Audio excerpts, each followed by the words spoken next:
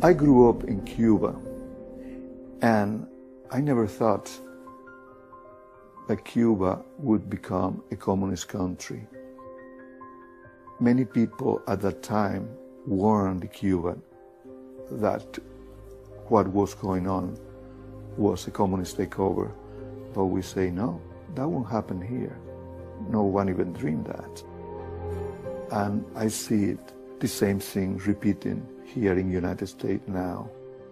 And I feel very uncomfortable about it because I know what is the end of it. And I know that after a while, there will be absolutely nothing that the American people will be able to do. And they will lose everything they own, everything they know. And don't even think that you will be even safe inside your own house, because you won't be. They will come and get you wherever you are.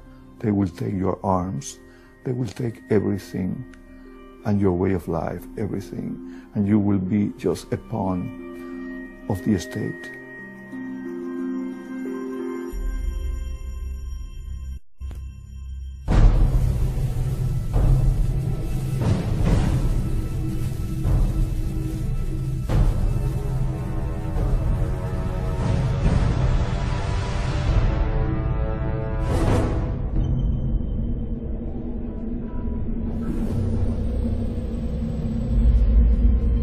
You and I have the courage to say to our enemies, there is a price we will not pay, there is a point beyond which they must not advance.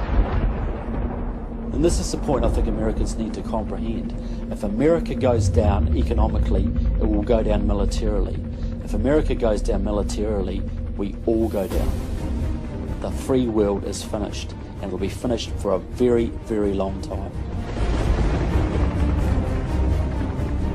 Everything, practically, is in a self-destructive mode. We're in the most critical period we've been since the Revolutionary War.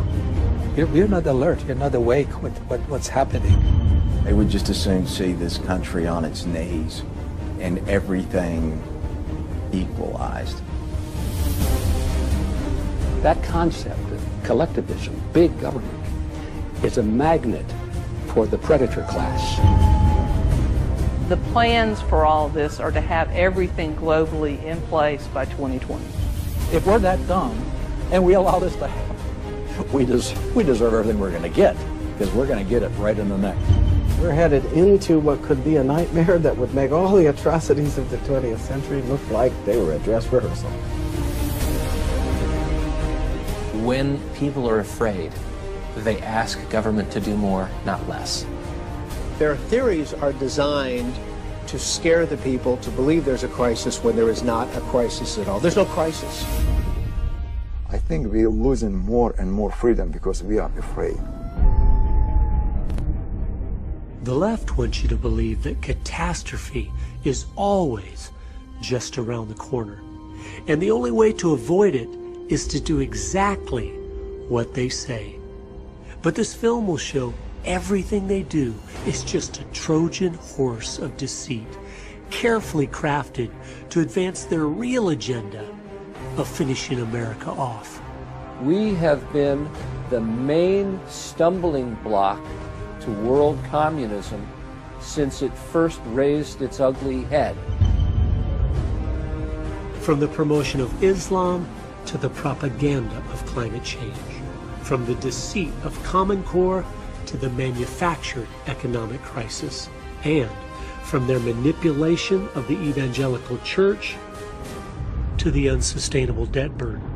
This film will show the issues are simply being used as a smokescreen to hide the purposeful, premeditated, treasonous attacks on the foundations of our freedom.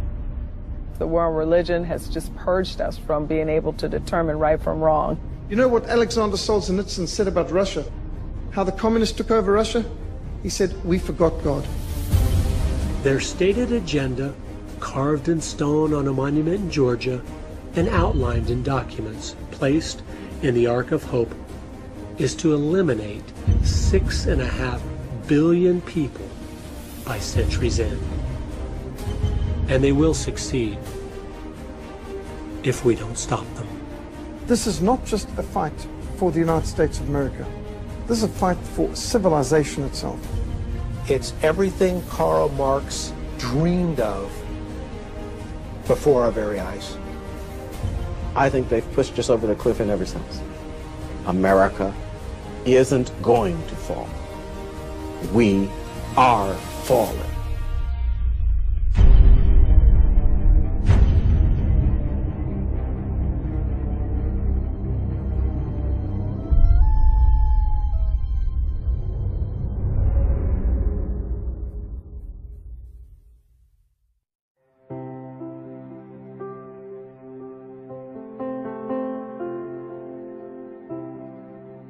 In 2007, I was a state representative, and I had no idea the things I would discover about why America was collapsing from within would motivate me to take my life savings and make a film. And I had never made a film before. During the 2 years it took to finish the project, my children prayed daily that it would win the largest single cash prize film festival in America, which in my thinking was a mighty tall order. But of course, it wasn't for God. The 2010 $101,000 grand prize for Best of Festival goes to Agenda!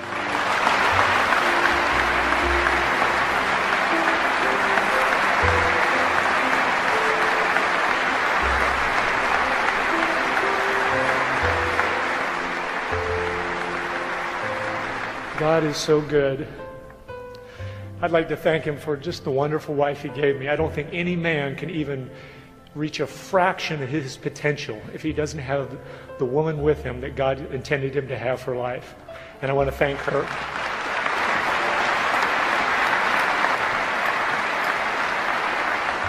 Kids, I'm giving this to you so you'll always remember God does answer prayers. Thank you so much.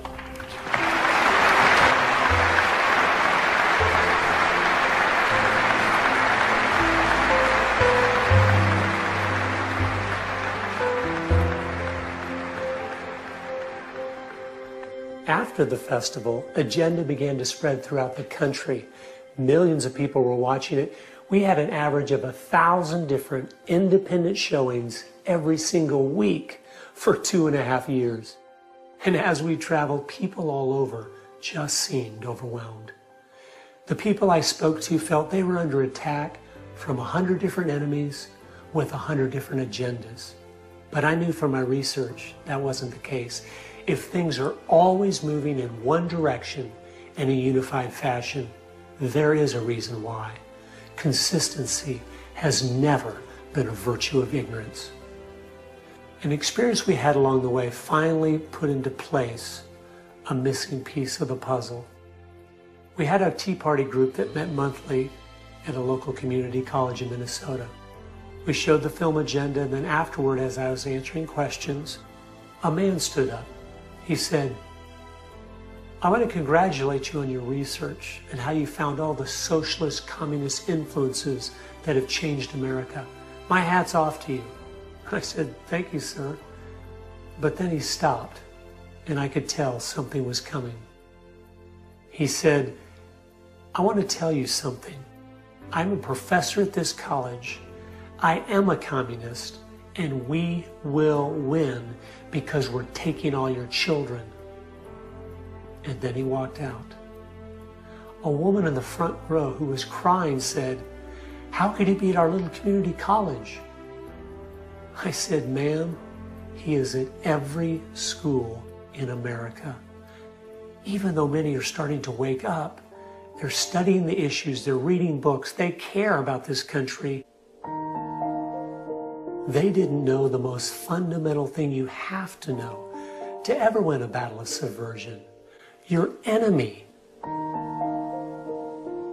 One of the radical Marxist leaders of the 1960s, I think, gave us the key that we are facing today. He said, the issue is never the issue. The issue is always the revolution. These masters of deceit have used their propaganda so successfully, they've actually accomplished the greatest feat in warfare. They have convinced us they no longer exist, which has given them carte blanche to subvert, manipulate, deceive, infiltrate, and undermine us with no resistance whatsoever. I realized we didn't understand our enemy at all. Their strategy or tactics, their strengths or weaknesses. My work wasn't finished. There was still so much that people didn't understand about the things they have done and are doing to use the issues against us as tools to destroy.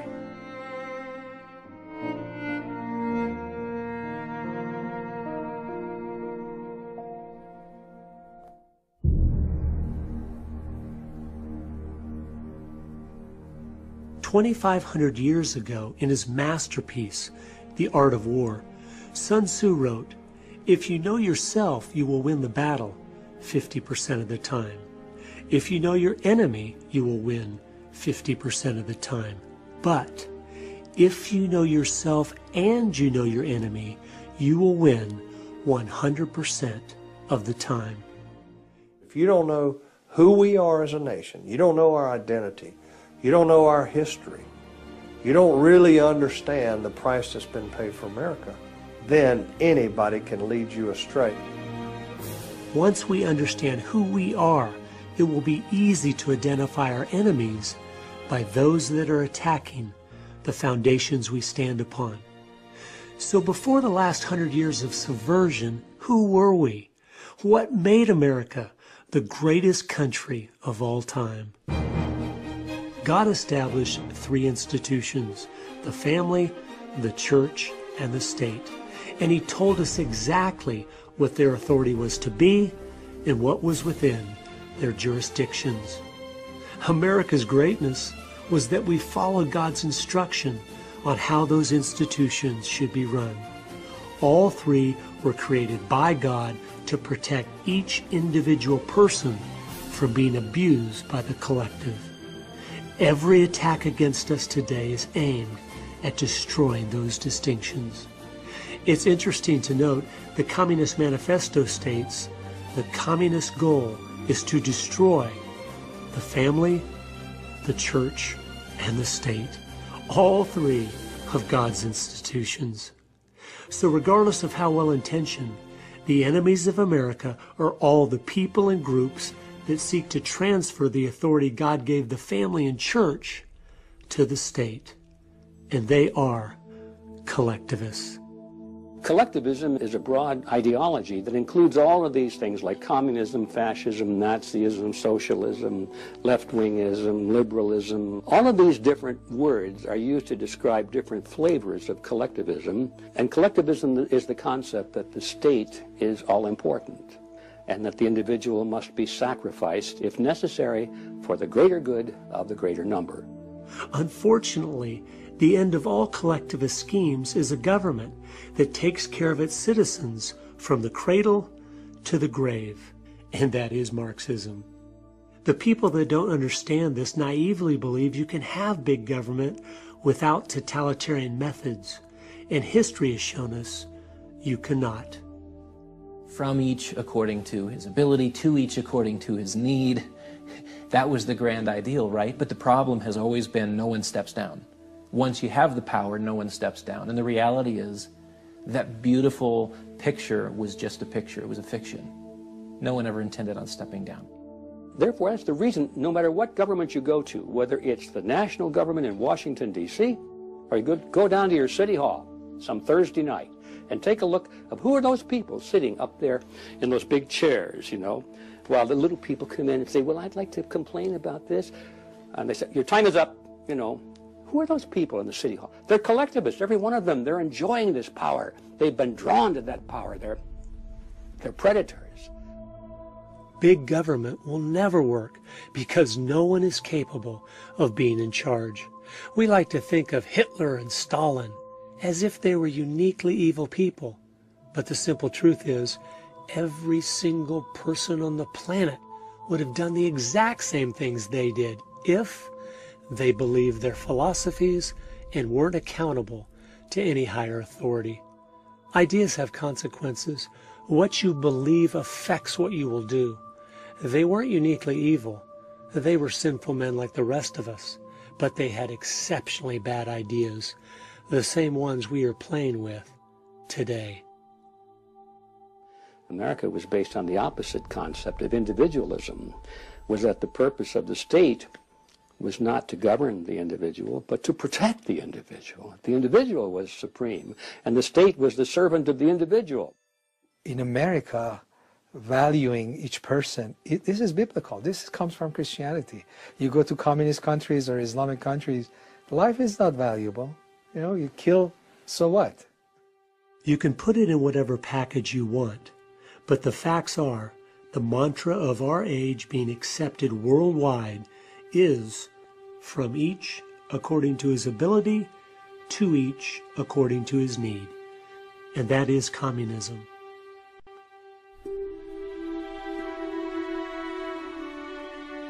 It's not the case that the Cold War is over, or to put it another way, it's not the case that the West has won the Cold War. The Cold War was not a military confrontation between two military alliances. It was a war of ideologies. It was a war of utopian totalitarian socialism versus democracy, market economy, freedom. I interviewed a New Zealander some years ago who infiltrated the New Zealand Communist Party and was sent to the Soviet Union to train at Lenin's Institute for Higher Learning in 1983. This was the school for communists from all over the world, 6,000 students at any one time, some of them on 7-year courses. They were taught there was going to be a massive opening to the West, that the communists did much better in times of détente than they did of conflict. So they were going to open up to the West, they were going to downplay communism, they were going to change their system. One of the tenets laid down by Lenin was that you have to pretend to be defeated. Communism, as they say, or Leninism is the better word, has gone back and forth through this friendly mode, enemy mode, many times throughout history. And this is just to lure the opposition into a feeling of false security. The way you finish ideological wars, the way you destroy an ideology, and we have historical precedent for that. That happened with the Nazis. We should have had the Cold War over 20 years ago, yes, but for that we would need a Nuremberg-style trial of communism, all the crimes exposed, all the archives opened, the judgment of history passed. That didn't happen. Now you've got to realize, when Nazi Germany was defeated in World War II, the Americans went in there and denazified the country. Anybody who was a Nazi was taken out of positions of power, totally changed the whole political climate.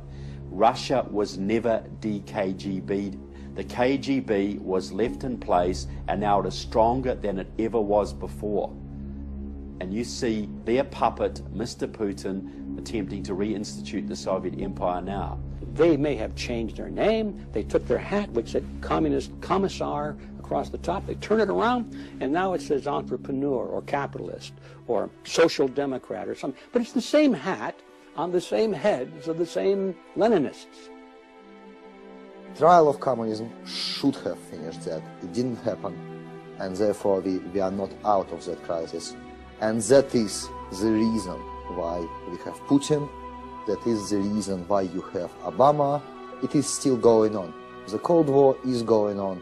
It's going on the streets of Moscow now. It's going on the streets of Tehran. It's going on really in America as well.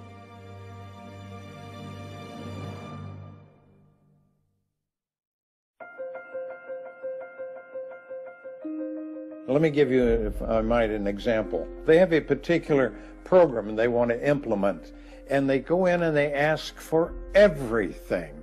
They ask for everything, and they're aggressive about it. They push ahead. And so they push until they get opposition, starts to build up against it.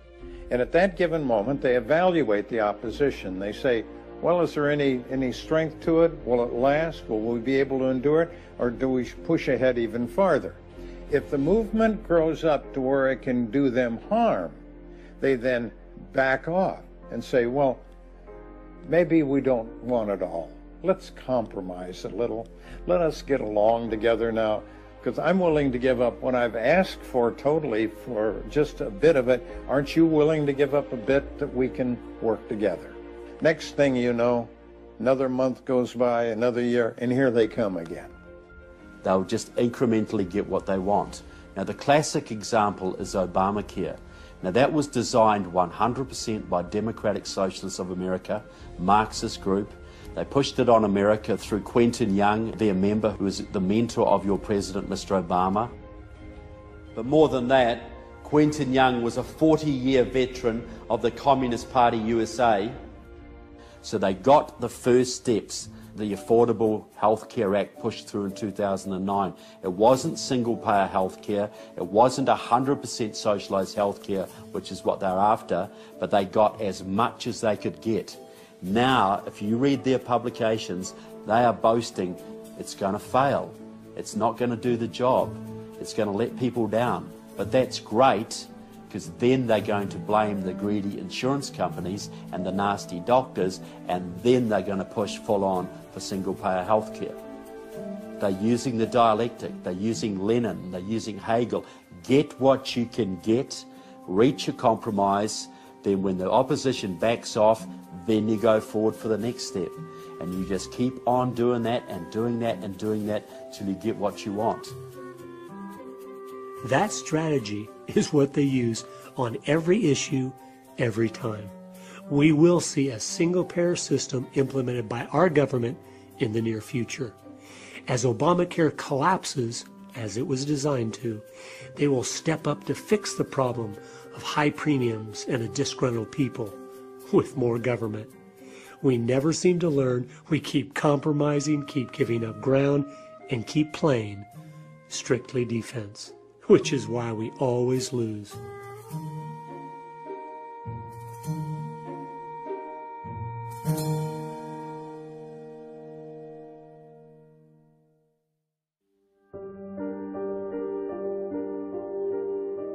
We are in a dependent state, and when you go to the voting booth, you get to vote your self-interest. So, real issue, a real concern when you don't have a voting base with some skin in the game, as much to lose as to gain. What we know from history is that when you tip the scale at 51%, now you are talking about a license to steal. You're talking about that 51% tyranny that de Tocqueville was so concerned about.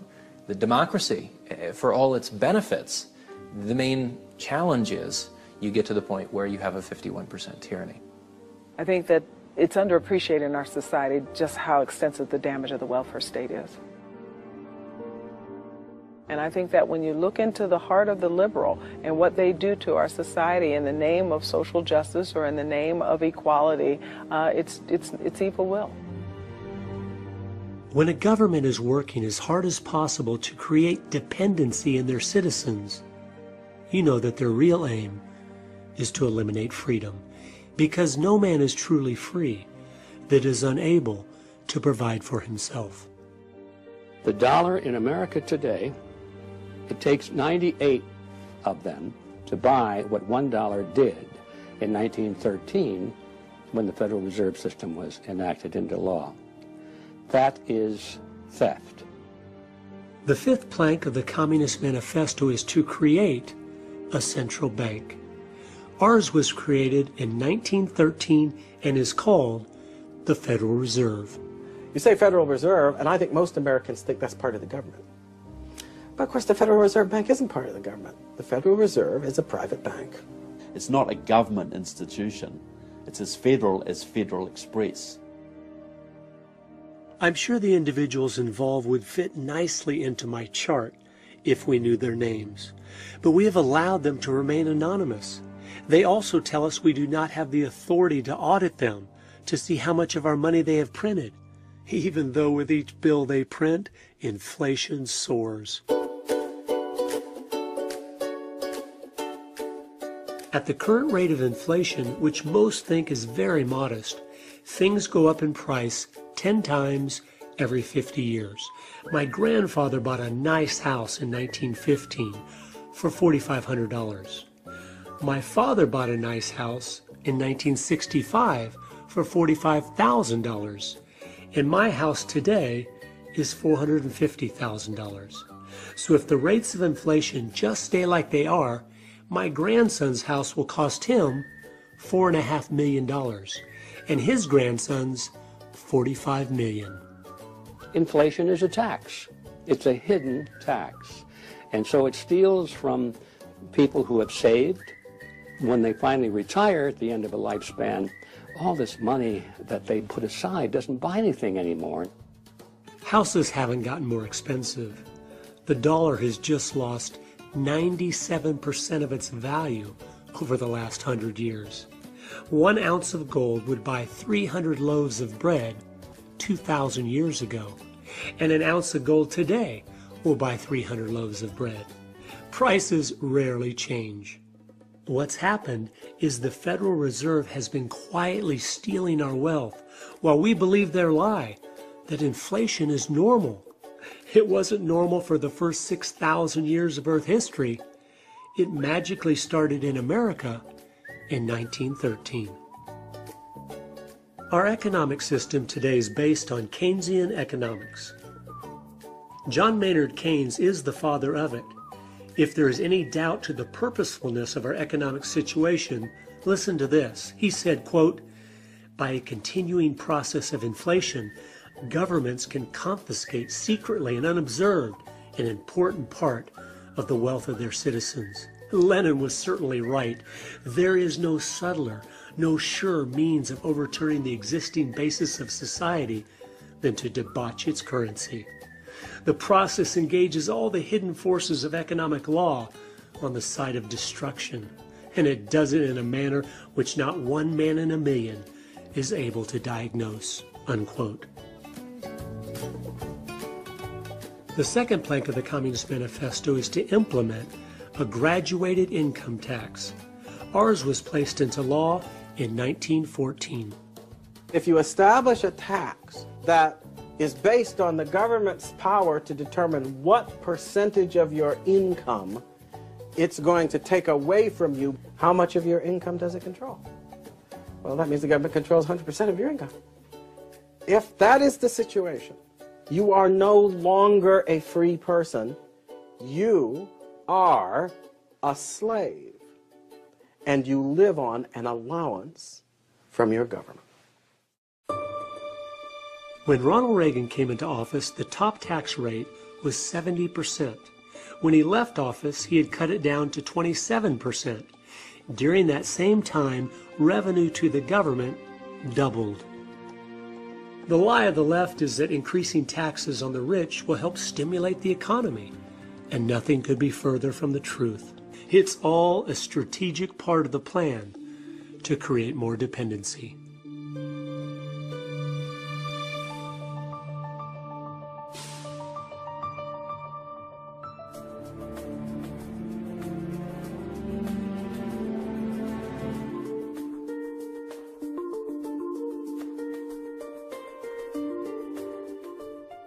People wonder why our free enterprise system isn't working anymore. It's because the inflation, taxation, and regulation is effectively killing its productivity and its ability to create wealth. So now people talk about redistributing the wealth we have instead of creating more. Every single person in the world could be a millionaire.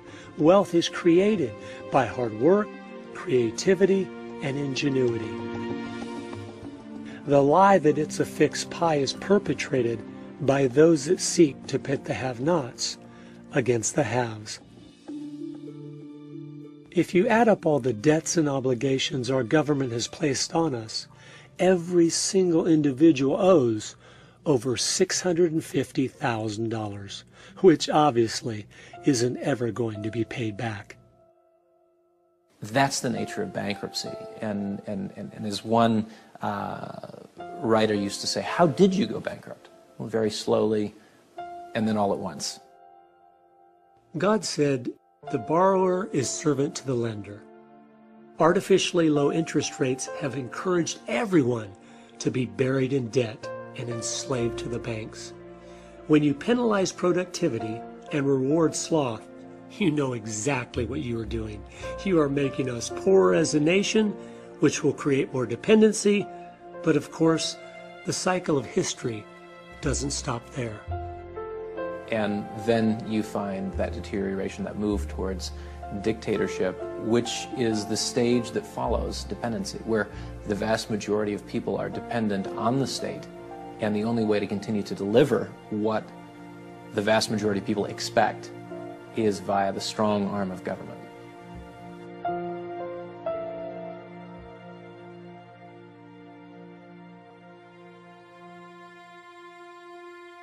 If you look at how do you change society, well, one of the things you obviously do is you go after the next generation. And you do that through the education system, and that's exactly what has happened to us.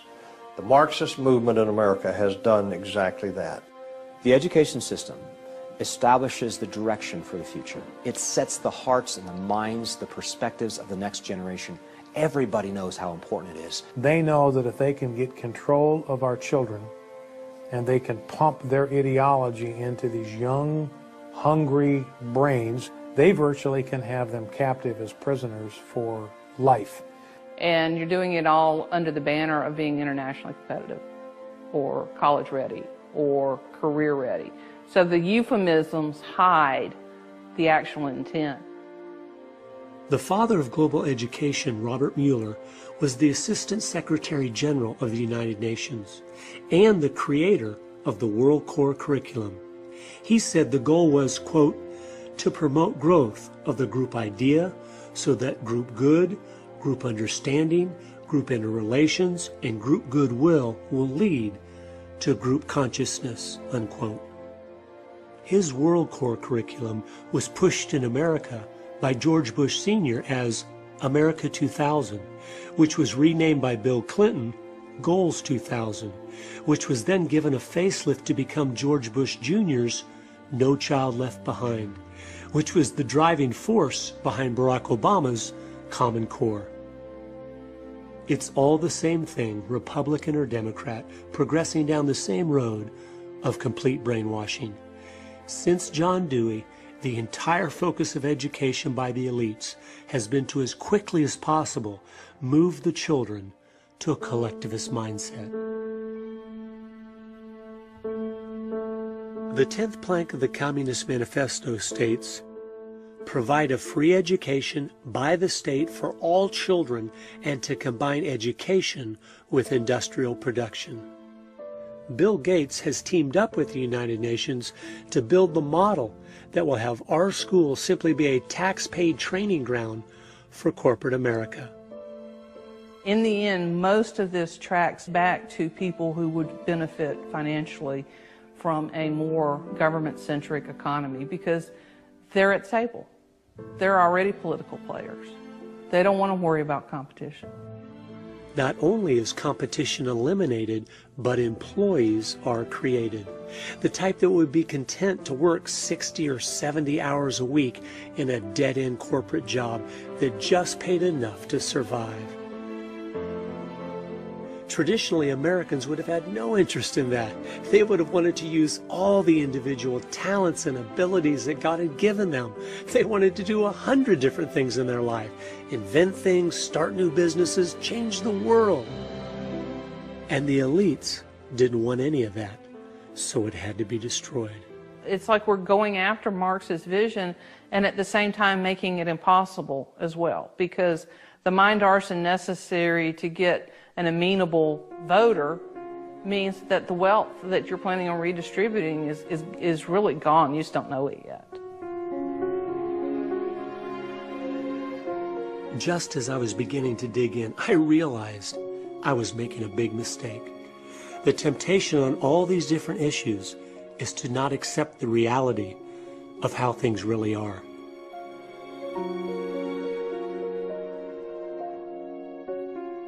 The bottom line is, our enemies are in control of the schools, so there is no fix. I know you don't want to hear that because I don't want to hear that, but it's true. They want our kids to be useful idiots. They want them to be dependent on the state. That's the goal of the whole thing. So they will repackage, rename, rebrand the same old thing over and over again. It is intentionally going downhill. We have to grasp this. It is purposeful. We legitimize them by acting like they just don't have a good idea and we have a better one.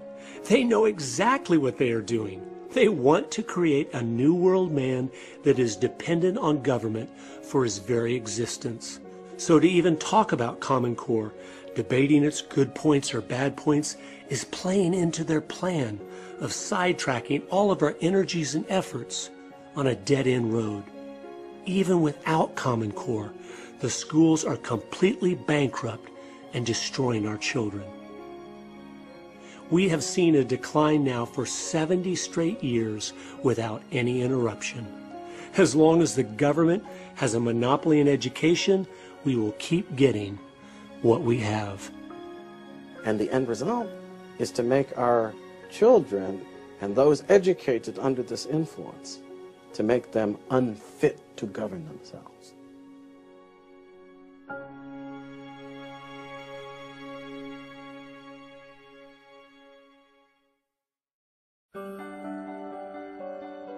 We wonder why it's hard to get a good candidate anymore for President of the United States.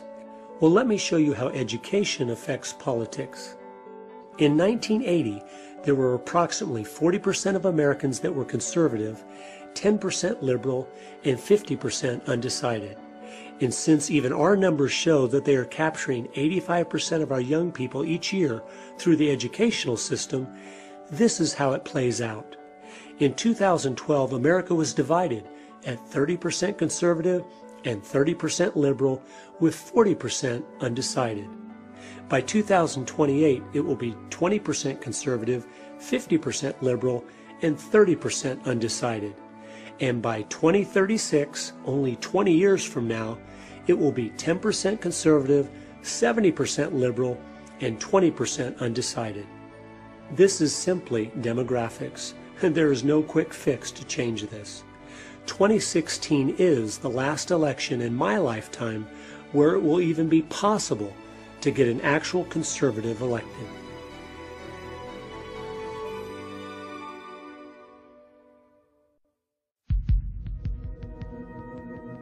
On September the 11th, 2001, when the word came through that the World Trade Center had been hit, Muslims poured out the mosque screaming, Allah Akbar! And they ripped a pregnant Christian girl to pieces, and they went on to kill 9,000 Christians that day in Jos. 9,000 Christians were slaughtered in Jos, Nigeria on September the 11th, 2001. Did your newspapers report that? We have delegated to the UN the right to pick the people who are going to be brought to the United States for refuge. And we keep opening our doors and allowing more in, and that's going to be it's a nightmare that's waiting to happen. And what they have done, virtually without exception, is they have selected Muslims to be refugees to America. It's like taking a loan from the mafia. You'll pay all right, and you'll pay in spades. Of course, I was born into it. I was raised into it and lived. So I've experienced Islam in every area of my life. Islam is mandated to take over the world by force. It's commanded. They may deny it, but it's in the Quran. Think about this. Islam doesn't believe in women's rights. It's fine for a husband to beat his wife. There's no freedom of speech. Any who disagree are executed. Homosexuals are stoned to death. Pornography and alcohol are punished with a beating. And yet the left loves their system, one that stands against everything they claim to support. I think this proves beyond a shadow of a doubt the left will support anything and use any people group if they think it will help destroy their two greatest enemies, Christianity and freedom. They no more care about Muslims, the poor, women, blacks, the environment, or the children than they do about an unborn baby's right to life, a Christian's right to free speech, or a balanced budget. It is all a lie, 180 degrees opposite of the truth. Only 16% of Islam is a religion. The rest of it is a legal system, a geopolitical system, a military system, a dress code, a moral code. It's a lot of other things, but it's not a religion. How come countries like Iran, when Islam is implemented, there's so much brutality against your own people? Why there is no peace? Why there is fear? That's what an Islamic country is like. Those people who say that Islam is a peaceful and tolerant religion, if the most violent and intolerant religion in history can be called peaceful and tolerant, what do we call the Amish and the Mennonites? It is well documented certain fact that international terrorism was invented by the Soviets in the first place. And you can't argue against this. Seeing all the documents, they were training, financing, arming all the terrorists. Originally, those were left-wing terrorists called normally liberation fronts, liberation movements, these kind of things. That was the plan of Yuri Andropov. In 1972, Ion Pachepa, who was head of the Romanian KGB, who later defected to the United States, he had a meeting with Andropov, the head of the Soviet KGB, where they organized the sending of 4,000 Soviet agents into the Islamic world to stir up hatred against Israel and the United States. So the communists saw another wedge opportunity there, another way to divide and conquer, another way to build armies of opponents to their main enemy, which is the United States. We know that the Marxists were infiltrating the American Christian churches 80, 90 years ago, getting into the seminaries. Would you not think they were also infiltrating the Islamic seminaries in the Middle East? They realized these people have the same goal of world domination. Let's infiltrate and become the leaders, and then use these people to accomplish our goal. Most of those people think they're fighting for Allah. They don't have any idea they're fighting for communism. The AK-47 seems to be a symbol of the Muslim terrorists. They didn't invent or design or produce the AK-47. It was provided to them by the Soviets. In fact, all the weaponry, whether you're thinking of the MiGs they're flying or the high-end helicopter gunships that they're strafing and machine gunning our missionaries and teams with in Sudan, it all comes from the Soviet bloc and from Red China. The Soviets established and set up and ran the Palestine Liberation Organization. Today, the Taliban in Afghanistan is as much Maoist as it is Muslim. A few years ago, in 2006, Pavel's mentor, Alexander Litvinenko, a Russian KGB agent who had defected to the West, was poisoned by Putin with radioactive plutonium-210. He revealed before he died in London that the terrorist attacks against Russia had been done by the KGB, so they could blame it on Muslim terrorists to make it look like they were opposed to radical Islam too. He also revealed before he died that the #1 man in Al-Qaeda right now was trained by the KGB. And it is a fact that he's a Russian agent. The real reason why Alexander was the first target for assassinations was precisely because he was talking about the connection between Moscow and Islamic terrorism. Stanislav Lunev was the former deputy head of Russian military intelligence. He said to a friend of mine, if radical Islamists ever let off an atomic bomb in an American city, don't believe it. It will be us. It will be the Russians using radical Islam as a cover. If you study modern-day terrorism, you will realize immediately the leaders of Islam are in it for the same reason the communist leaders are communists, for power and control. Islamic leaders aren't blowing themselves up for the cause any more than communist leaders are voluntarily sharing the obscene wealth they have stolen from the working class. Communism and Islam are twins. Even people in the government, most of them Their goal is not Islam. The goal is to keep the power at any cost. You might say that when they win, that the communists and the Islamists will fight amongst themselves over our bodies, and maybe that will happen. But that's a little bit too late for us, isn't it?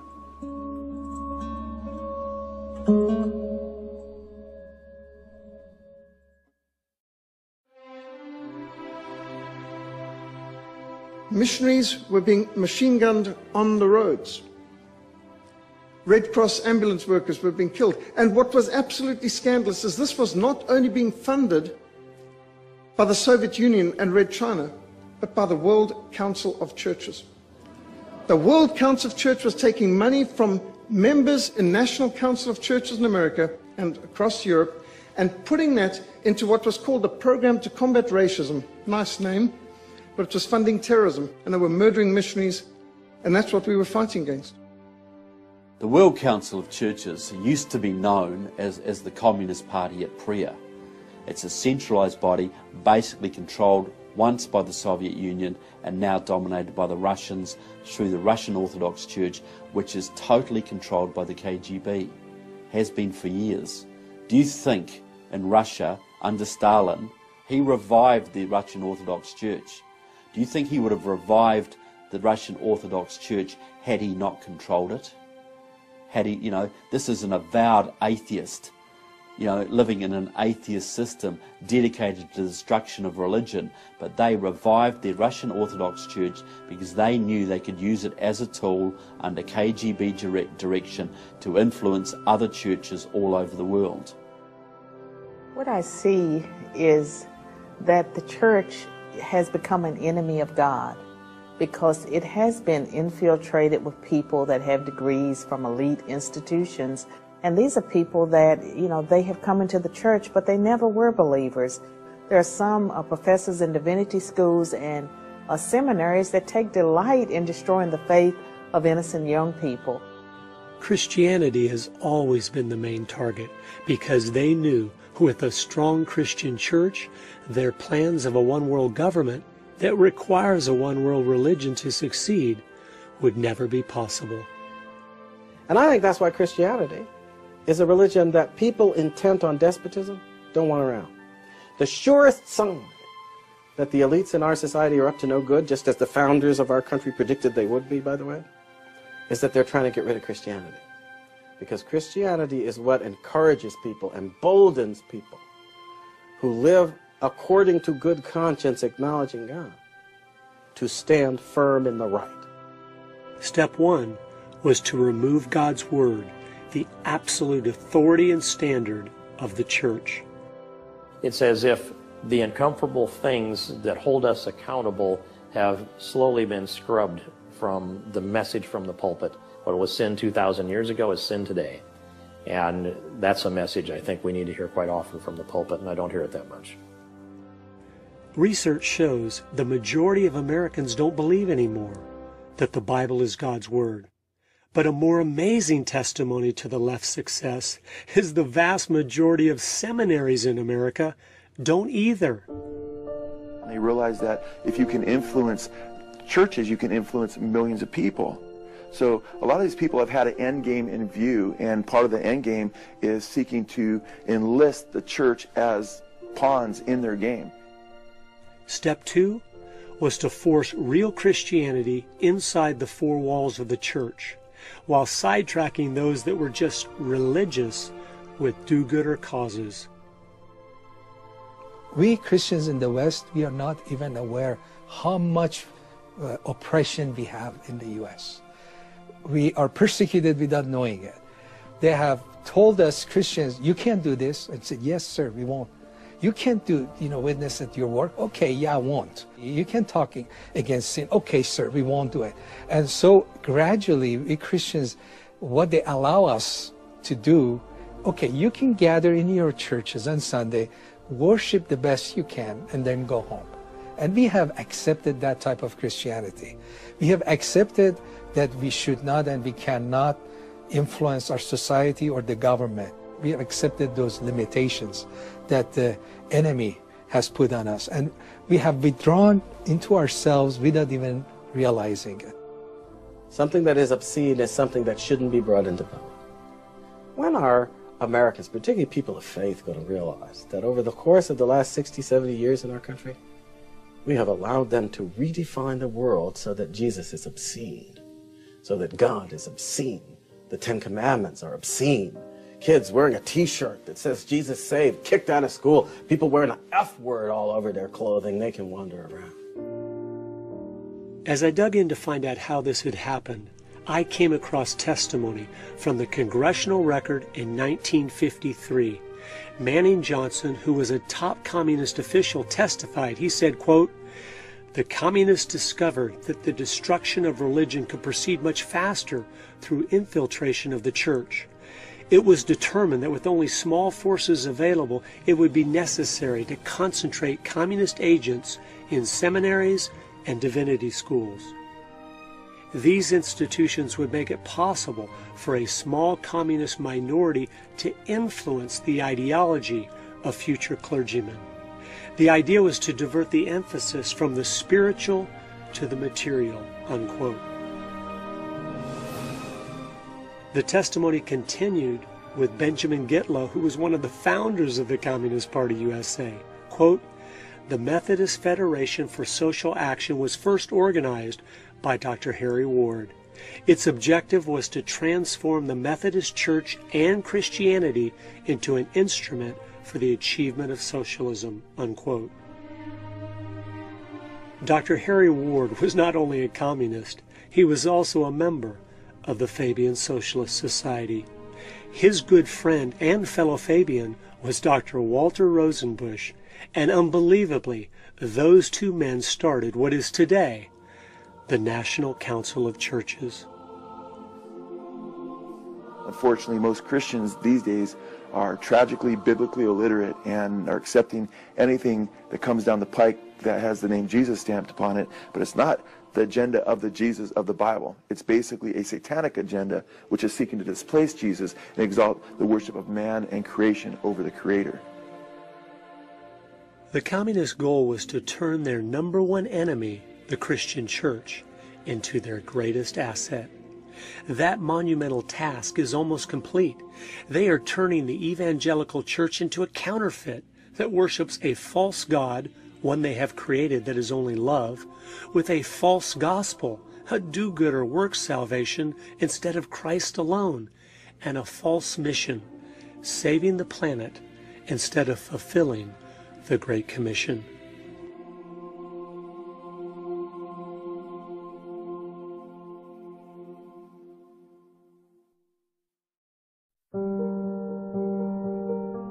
Go back to the fall of the Soviet Union. Suddenly, if you were from that side of things, from the communist side of things, you're looking at the world, and there's only one superpower left, and it's the United States of America. It is the only nation on earth that is built on the ideals of limited government, free enterprise, individual liberty, private property rights. So now you've got this one superpower that is completely opposed to everything you believe in. What do? Well, the word came down to harmonize the United States into the rest of the world. You know, what would get us to do that? What would get us to throw our liberties on the bonfire like a good old-fashioned book burning? Environmental Armageddon became the choice. You've got to save the planet. And that became the mantra. And Americans bought it hook, line, and sinker. The environmental movement became the most popular movement in the country, and people were willing to be led in any direction if it meant protecting the environment. And that's pretty much how we got there.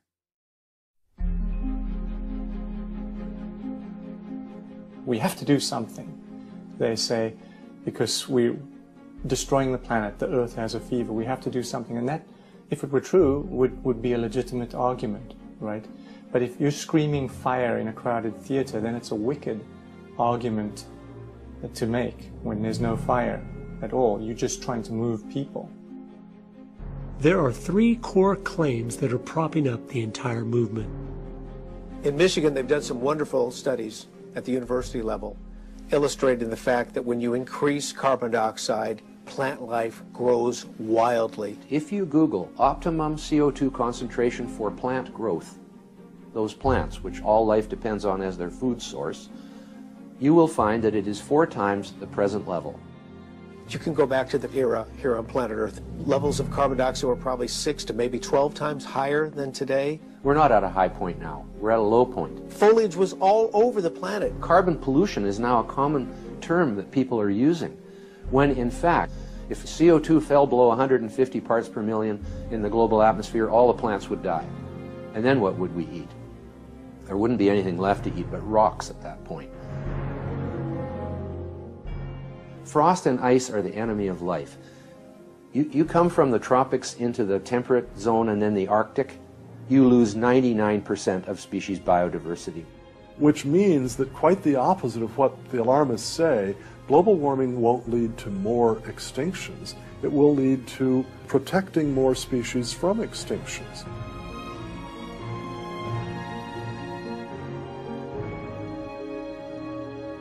Over 115 different countries and territories are dying off by not having the 2.1 children per woman that is necessary for a country to survive. Population has increased in recent years because of modern medicine, and our environment has become so much cleaner. The world could easily handle 100 billion people, but it will never even reach 10 billion. As soon as this generation of elderly start dying off, population will decline for as far as the demographer's eye can see. You know, you could move the entire population of the globe to the state of Texas, use 1/3 of it for living space, 1/3 for factories and workplaces, and another 1/3 for recreation, and you could leave the entire rest of the world completely uninhabited. You don't have to dig very deep into the key people and groups involved for it to become crystal clear why they continue to promote these lies. Karl Marx really got the entire modern environmental movement rolling. It's well documented. In fact, you can go back to 1883, a paper that was written by Friedrich Engels and Karl Marx, Dialectics of Nature. They talk about global cooling. They were trying to scare people into believing that mankind's pollution was going to put the Earth into a free fall temperature-wise, and there would be no life whatsoever. Ray Lancaster studies at the feet of Karl Marx and comes up with a saying that is really, I mean, it's at the heart of the environmental movement today. Humans are the insurgent sons of nature. Interestingly, Ray Lancaster had a disciple who was named Arthur Tainsley. Arthur Tainsley coined the term ecology. The word ecology was essentially fashioned by a disciple of Karl Marx. And it keeps going. Earth Day is celebrated on April 22nd each year because that was Vladimir Lenin, the founder of the Soviet Union's birthday. And Gus Hall, who wrote the book Ecology that helped get the movement rolling, was the head of the Communist Party USA. The modern engine of the environmental movement is the United Nations. You have to remember, the United Nations Charter was written by Alger Hiss, one of the most notorious Soviet spies working in the FDR administration. People don't know that. When my friend was training in Moscow, the Soviets were openly telling all of their students from all over the world, the United Nations is our thing. We own it. This is our instrument for policy. This is our baby.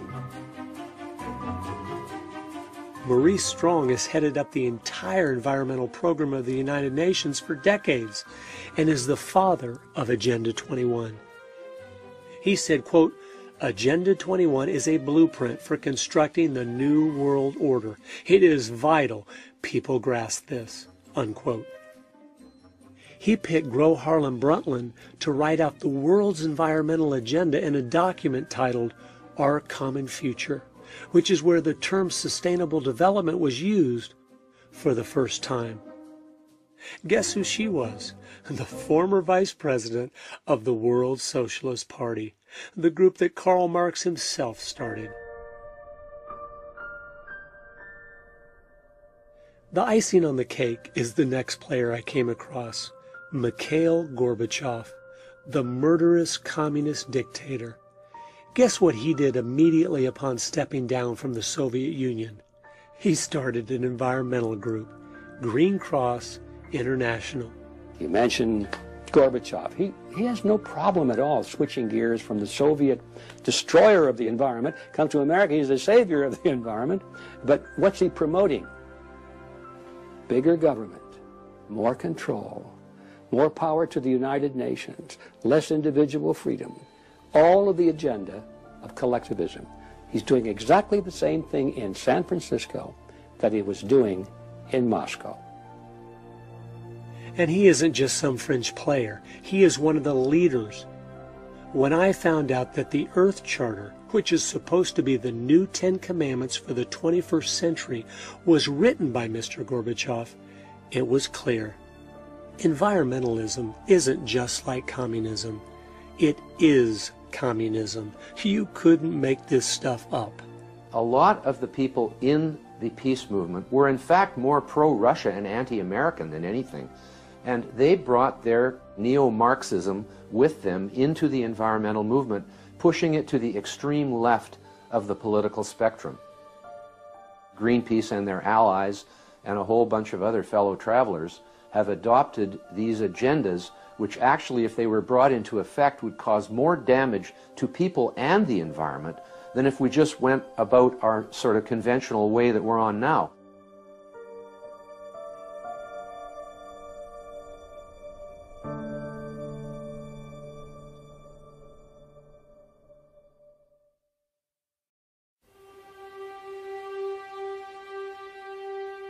In 1995, the Marxists, Democratic Socialists of America, 7,000 members, Gramsciist communists, they believe in revolution through infiltration, they took over the AFL-CIO. They took over the American Labour movement, and they put their member, John Sweeney, in as president. And now their protege, Richard Trumka, runs it for them. What they did, they then took over every single major labour union in the country, and that leverage enabled them to take over the Democratic Party. Because there's hardly a Democrat at any level in this country, from county commission to federal, who doesn't owe his job to the unions for money, for manpower, for get out the vote, even for vote fraud.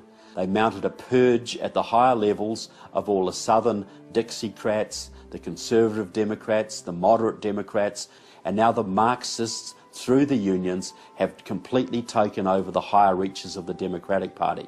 So you've got 20,000 card-carrying communists in your country are dictating the policies of the Democratic Party, which is controlling the lives of 300 million Americans. If this is hard to believe, I encourage you to go to the Communist Party USA's People's World or the Democratic Socialists of America's Democratic Left, and you will see every single issue they are promoting today will be the exact issues the Democrats will be putting on the floor of Congress tomorrow. And you've got all these loyal Democrats out there, good patriotic people, who still think they're voting for Harry Truman and JFK. Look, by the standards of today, do you think Harry Truman or JFK would have a chance in today's Democratic Party? Those guys today would probably be in the Tea Party. Yet their party is now run by communists, and all these loyal Democrats all over this country are still voting on party lines and basically voting for Marxist and anti-Americans because they do not understand their party has been taken over. It's no longer just an opposing party with different views. It is our enemy working as fast and furious as they can to finish the quiet revolution that started over 100 years ago. And that is why every issue is being used against us as a weapon to destroy.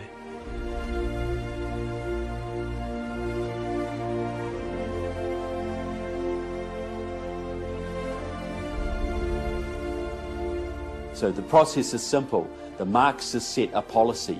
It might be socialisation of student loans, or green jobs, or cap and trade, or card check, or a New START treaty with Russia, or Obamacare, or immigration amnesty. They're behind the campaign to end fracking. They're behind the gutting of your military. They're behind the dumbing down of your schools and Common Core.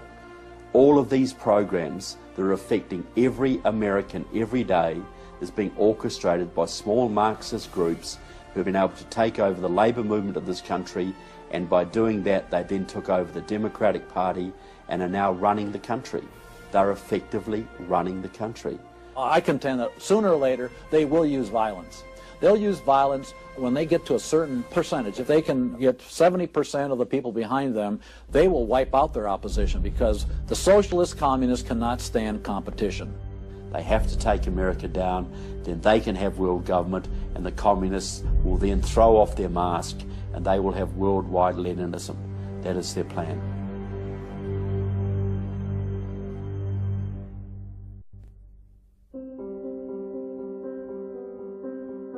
Like my pastor, he spent 5 years in prison. My cousin's husband, he spent 9 years in prison. He was a pastor. Because they say, no, no, no, you cannot worship in this way. You can worship to your God only as we say to you. So when government coming inside in our lifestyle, it's really bad for us. It's really bad. So the Chinese has a system called re-education through labor. Any police officer can issue you a re-education through labor system that can make any Chinese citizen arbitrarily sent to a labor camp for up to 3 years without needing any due process at all. My younger brother was 16 years old. He was politically active minor, 16-year-old. And they arrested him. This was in the 80s, early 80s, put him in jail. And they told my mom, who was visiting, don't worry, he's doing okay. We're going to release him. They kept him 2 years until he turned 18. And one day they called my mom, said, come and get his body. They killed him. And no reason, no court, why. He told me he's okay, he's making progress. And they charged my mom for the bullets that killed my brother. He said, we spent this much, you have to pay us to release his body. You have to pay for his execution. Don't want to live through this again, but I am living it. You know, every day is one more provision, one more thing that you cannot say. And I don't know. It's no secret that totalitarianism resulted in the slaughter of hundreds of millions of people during the 20th century. But what most people don't realize is that the environmental movement is now setting the stage for the slaughter in this century of billions.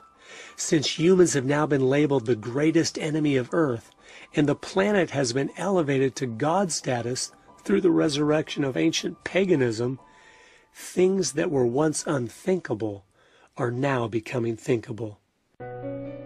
If you don't think there's a religious element to this, they have made an exact replica of the Ark of the Covenant from the Bible to carry Mr. Gorbachev's Earth Charter.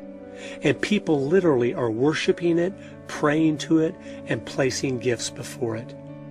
And if you think this new paganism won't include things like human sacrifice, think again. Just during the 8 years of Obama, the child sacrifice worldwide through abortion has exceeded 320 million babies, the entire population of the United States. Under the new Agenda 21 movement, we've been demoted. We are now below the earth. And if we are less than the earth, then there is no tyranny against man that cannot be justified under the premise of protecting the environment. Honest environmentalists will all tell you, well, a good number would be, we have 7 billion now. They won't say a billion. They'll say probably a few 100 million. Okay, then you ask them, how are we going to get to that number? How are we going to get to that number? And they look at you with a blank look. Because abortion and sterilization isn't going to get us there, so how are we going to get there? And then I will always ask them the question, You want a war?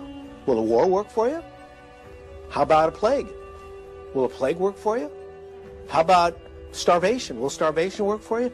And you know, in the back of their mind, they're thinking all those things will work for them, because there's no way you're going to reduce that many people on the planet to get it to where they think it's sustainable. And of course, at the same time, they're thinking, and I'm going to be one of the chosen ones who will be allowed to live.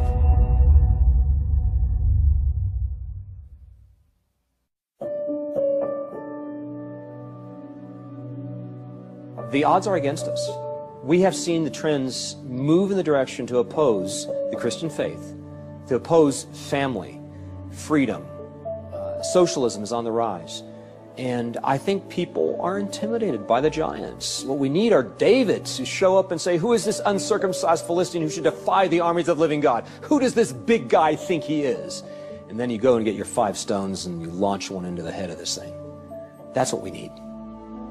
It takes a certain commitment to not an election cycle, but an intergenerational commitment to ideals which, if implemented, can change society. We've seen it happen for the other side. We should expect nothing less than the same kind of time frame and the same kind of pledge. Only ours, I think, is more deeply. Our lives, our fortunes, our sacred honor. Honor fits in. And the Republican Party has an establishment that has given us some losers for candidates. It's time for the grassroots to rise up and reassert itself. Listen, as Christians, we have a spiritual, moral obligation to vote. We have to go into political office. We have to network with each other. We have to dislodge these professional politicians and collectivists. And there are people who think that the job of precinct committeeman is the most important. We have to take back over the Republican Party. I attended my first county Republican meeting in May of 2006. Within a couple months, I was asked to be the precinct committeeman for my area because the position was empty. And then, only 11 months after I attended my first meeting, I received a call one morning from the governor asking me to be the new representative from my district. Did you know about 35% of the precinct committeeman positions are empty nationwide? We need to fill them with real conservatives and take the party back from the ground up. Number one, we need to bank locally at small independent banks so the money stays in our communities to make them stronger and more self-sufficient. Stop using the big banks. We are funding our own destruction with every dollar we give them. Number two, we need to get out of debt. This will make us economically stronger as individuals, which will make us stronger as a nation. Number three, be productive. Start new businesses. 100 years ago, 70% of Americans owned their own business. Today, it is less than 20%. Fathers need to come home and start utilizing the incredible potential of their families in creative home businesses. Number four, mentor youth to be entrepreneurial. That is where the money is and true independence. It also eliminates the need to go to college, where we are losing all of our children. And number five, buy USA every time you can. It keeps the money home instead of funding our enemies. It provides jobs for Americans. And most importantly, it stops rewarding all the countries of the world that have enslaved their people for profit. Well, I think the worst thing that a Christian can do today is send their children to these cesspools we call schools. They're not public schools, they're government-run schools. At the end of the day, the curriculum is secular humanism, and it conflicts with what that child may hear Sunday morning and Wednesday night at Bible study. So we set them in an environment of absolute confusion, and then they have no determinant for a right and wrong. And this guarantees that a socialist, humanist, totalitarian approach to life will always emerge victorious, generation after generation after generation, until parents step in and say enough. until a few of us stand up and say, we're tired of losing. We're not going to play this anymore. And the only way you're going to reverse the trends is if you start interjecting a biblical worldview back into the hearts and minds of our youth. The Bible says to bring them up under the nurture and admonition of the Lord. The scriptures tell us that we'll give an account for everything, especially for the stewardship of our children. It is a father's responsibility to make sure each of his children understand the world around them, so they aren't deceived by every clever-sounding lie that comes along. And I think the direction we ought to move as a culture is to the point where we essentially disband the entire educational infrastructure. And if we're going to collect tax dollars for education, then we say to parents, here are the education dollars that we have devoted to your students' education. It's yours. So if you want to enroll your child in a homeschool, if you would like to enroll your child in a private Christian school, education dollars follow the student to the school of the parent's choice. All efforts to reform education should be focused on one task: implementing a voucher system to break the government's stronghold. This would eliminate virtually overnight Common Core, failing schools, the promotion of immorality, the environmental propaganda, and the anti-Americanism, which is now the bedrock of the K-12 program. We can no longer sacrifice our children on the altar of convenience. Number one, we need to demand of our representatives that they stop the UN from putting all displaced Muslims worldwide in America. You know, there's 56 or 57 countries that make up the Islamic Conference. If you've got a Muslim in one Muslim country that needs a place of refuge, they've got 56 other places where they ought to be able to go. Number two, we must be sharing the gospel with those who are already here in America, praying that they will get saved and go from being a threat to us to our brothers and sisters in Christ. If you want to reach out to Muslims in America, reach them early and reach them with love. In Islam, there is no love. That's the weak point of Islam. If you want to invade Islam, that's their weak point. Because Allah in Islam has 99 names and not one is love. There is no commandment to love and forgive one another. So when you love people and you love one another and you love God, you are piercing the darkness of Islam in a major way. Number one, we need to expose the lies. Everything they preach is a lie. America is the cleanest country in the world and always will be as long as we are free. We have cut our pollution in half since the 1970s, even though our population has almost doubled. We aren't the problem. We are the solution. Number two, hound federal officials to get us out of the United Nations. The world's entire environmental agenda is seeping out of this Marxist cesspool. We need to abort its influence in America before it's too late. Number three, get involved in protecting private property rights at the local level. Work to remove from office anyone that doesn't offensively fight for property rights. If you don't have property rights, you don't have any rights at all. Property owners have a proven record of knowing what is best for their land far better than any government ever has. Some of the signs to look for to discern as to whether or not you're in an apostate church. It's important to see, is a pastor preaching the gospel of Jesus Christ crucified on the cross for our sins, buried, resurrected again? Is he preaching the message of the gospel and eternal judgment, and the fact that we don't live very long on this earth and we're going to stand before God and give an account as to whether or not we've embraced the grace of God through Christ Jesus? Is he preaching repentance, that you must turn from sin and embrace Jesus Christ as Lord and Savior? If you don't see that in a fellowship and there's another agenda afoot, I would say, run and don't walk to the nearest exit. We need those of you that are pastors to stand up and lead and only be concerned about one thing. What does God think about what you're doing? And we need those of you that are Christians to share the gospel faithfully, Most under 30 in America have never even heard the truth about Jesus. 67% of non-Christians have never even been invited to church. This is unacceptable. The complete transformation that takes place with salvation is the only real hope for America. I think it begins right at home, in your own heart, in your own mind. Reform takes place there, and then it begins to work its way out. The multiplication which occurred, the revolution which occurred in the first century, was a revolution of individuals' hearts. And you began to see this mushroom effect that took place in individual homes only because individuals were changed. And then communities changed.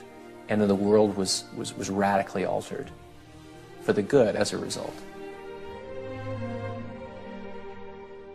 I think the day of the sunshine patriot and the fair weather Christian are coming to an end. We're going to have to pick what side we are on. And there's not 10 different options. There's only 2. We will either be on God's side, living a pure life, standing for His laws, regardless of the cost, or we will be on man's side, which means we are the enemy of God. And the reality is, these evil people and groups that have just dismantled this country over the last 100 years, they have done that while an all-powerful, holy God has been sitting on His throne. What does that mean? It means He has allowed that to happen. That's what should drop us to our knees in fear. Why would a holy God that hates what these people are doing far worse than we do, why would He allow them to flourish and succeed in their plans? Well, I think if each one of us looks inside of our own heart, on our knees before God and says, God, what have I done that has caused you to remove your hand of blessing from our country? I know we've all done things that have contributed to the problems that we face. If we repent, if each of us individually comes before God and makes things right, and then makes a firm decision to go in the opposite direction and change things, I know He will bless our efforts. I know He will give us back our country, because that's who He is. He is long-suffering. He loves His people. He loves truth and righteousness, and He hates what is evil. I ask you to join with me and my family and commit to pray for our country, for our children and grandchildren, for the generations that are to come, that we will do everything in our power to turn them back to God's Word, to His principles, to His way of doing things, which always brings blessing. And I think as He sees that repentance, He sees that true desire to love Him with all our heart, mind, and strength, He will step in and crush our enemies, the ones that right now seem to be in control of almost everything. Just like I told my children at the festival, God does answer prayers. He can save our country. There's nothing that is lost that cannot be found by the power of God. There's nothing that is hurtling through the abyss that cannot grow wings and soar to the heavens by the power of God. You shall mount up on wings like eagles. You shall run and not be weary. And I think that that's true of our country. And in our case, we won't be discovering something or finding out, we'll be rediscovering. We won't have to wander about in far and distant places. We just have to go home. We have to go home to the heart of faith. We have to go home to the true spirit of liberty. We have to go home to that reverent love of God which triumphs over every fear. And we'll find America again. Isn't that beautiful? You come home to God, and there you will find America. And that's what we've got to do now. And that's why I'm optimistic, because God can save our country, but He won't until we ask.